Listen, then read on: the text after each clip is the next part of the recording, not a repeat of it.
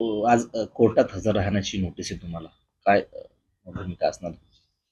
नाही, न्यायालयाने मला आज हजर राहायला सांगितलेले दुपारी 3 वाजता. मी न्यायालयामध्ये हजर होणार आहे.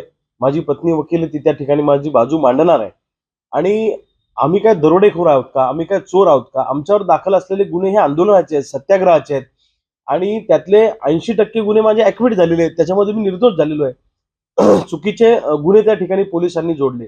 मुळामध्ये पोलिसांवर इतकं प्रेशर आहे, काही नेत्यांचं, सत्ताधारी नेत्यांचं, की त्या प्रेशरमध्ये पोलीस आमच्याशी बोलायला सुद्धा घाबरतात अशी परिस्थिती आहे. आणि या निवडणुकीच्या काळामध्ये मला तुरुंगात ठेवायचं, म्हणजे माझा जनसंपर्क लोकांशी झाला नाही पाहिजे, अशी एक भावना या सगळ्या नेत्यांची आहे. पण हे बुमरॅंग होईल, लक्षात ठेवा. इतकं सोपं नाही.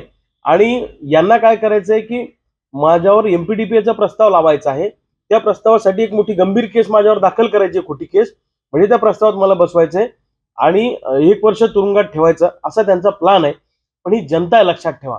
आणि यांना वाटतं असं दाबलं तर रविकांत तुपकर थांबेल, तसं दाबलं तर आंदोलन थांबवेल, याच्यावर पोलीस केसेस घातल्या, तुरुंगात टाकायची गोष्ट केली की मग हा आंदोलन थांबवेल. मी घाबरणाऱ्यातला नाहीये.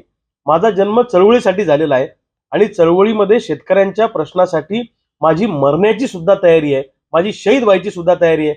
मी यांच्या बापाला घाबरणार नाही. तुम्ही किती वेळा तुरुंगात टाका, किती केसेस खोट्या आमच्यावर करा, वेळ प्रसंगी फासावर चढवा, पण मी शेतकऱ्यांच्या बाजूने लढणं थांबवणार नाही.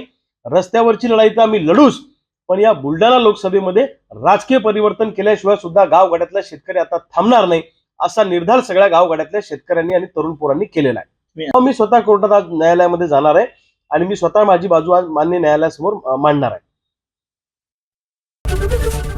एबीपी माझा, उघडा डोळे बघा नीट.